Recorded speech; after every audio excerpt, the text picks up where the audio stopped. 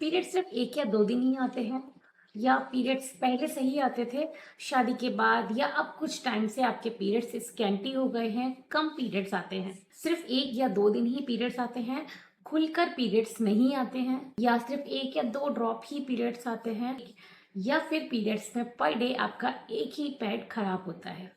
तो नमस्कार दोस्तों, मैं doctor Pallavi Mishra, Ayushman health care Mainpuri से।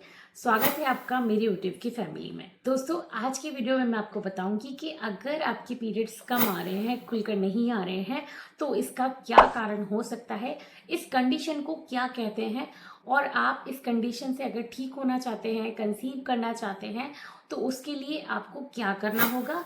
क्या आप पीरियड्स के कम फ्लो के साथ कंसीव कर सकते हैं? लेकिन उससे पहले अगर आपने इस चैनल को अभी तक सब्सक्राइब नहीं किया है, तो इस चैनल को सब्सक्राइब कर लीजिए। आपको बहुत कुछ इन्फॉर्मेटिव जानने के लिए मिलेगा।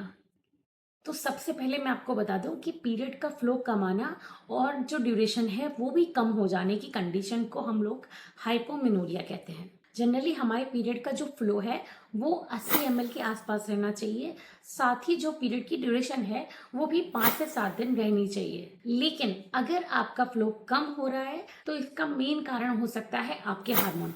जी हाँ, अगर आपके हार्मोन डिस्टर्ब होंगे, इम्बैलेंस होंगे, तो आपको पीरियड के फ्लो में प्रॉब्लम आ सकती है और ऐसे में आपको कंसीव करने में भी प्रॉब्लम आ सकती है। इसमें आपका मेल हार्मोन, जिसे हम एंड्रोजन कहते हैं, वो डिस्टर्ब हो सकता है, हाई हो सकता है, जिसकी वजह से आपको पीसीओडी, पीसीओएस की प्रॉब्लम हो सकती है।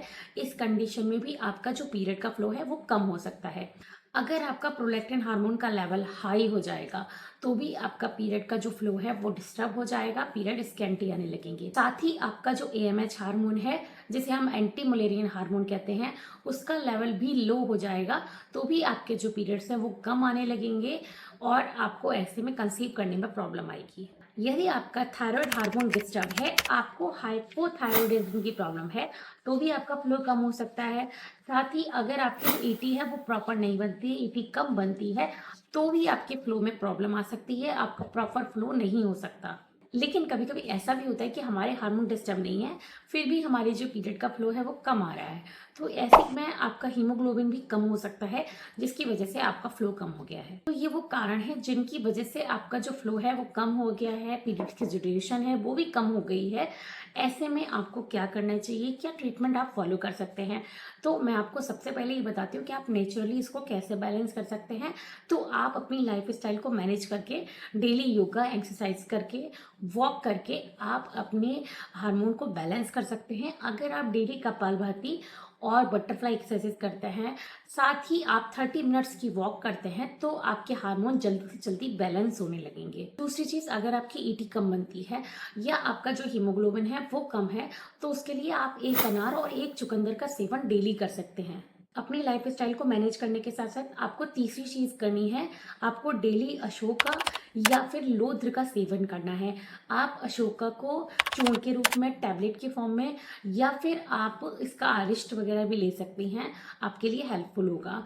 दूसरी चीज, आप लोध्र का आसव आता है वो आप ले लीजिए, ये भी आपके हार्मोन को बैलेंस करेगा और जल्दी से जल्दी आपके पीरियड के जो फ्लो है उसको नॉर्मल कंडीशन में लाने में हेल्प करेगा। इस ट्रीटमेंट में आपको चौथी चीज फॉलो करनी है कि डेली आपको जिंजर टी या सिन्नामन टी या फिर आप टर्मरिक का सेवन कर सकते हैं, जिससे भी आपके हार्मोन बैलेंस होने लगेंगे और फ्लो ठीक हो जाएगा। अगर आपका फ्लो ठीक नहीं है, साथ ही आपको पीसीओडी, पीसीओएस की प्रॉब्लम है, एएमएच का लेवल भी लो है और आपको कंसीव भी करना है, तो आप शतावरी का सेवन कर सकते हैं। शतावरी को आप चूर्ण के फॉर्म में भी ले सकते हैं, इसको आप टैबलेट के फॉर्म में भी ले सकते हैं।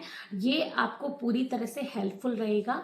तो अगर आपको पीरियड का फ्लो कम है, ड्यूरेशन कम हो रही है, तो आपको इस चीज पर ध्यान देना है, इसको नेग्लेक्ट नहीं करना है। ये नहीं सोचना है कि आज नहीं हो सकता है कि अगली बार आपका पीरियड ठीक आए।